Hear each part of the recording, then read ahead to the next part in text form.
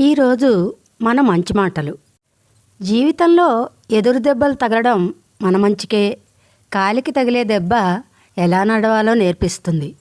కడుపు మీద తగిలిన దెబ్బ ఎలా కష్టపడాలో నేర్పిస్తుంది. మనసుకు తగిలే దెబ్బ ఎలా ఉండాలో నేర్పిస్తుంది.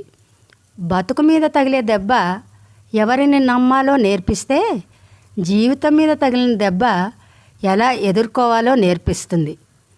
బాగుంది కదండి ఈ మంచి మాట.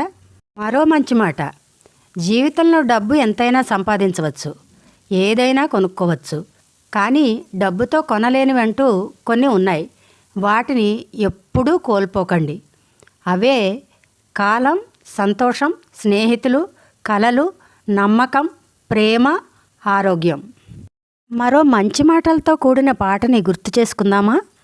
అగాధమౌ జలనిధిలోన ఆణిముత్యమున్నటులే, శోకాన మరుగున దాగి సుఖమున్నదిలే.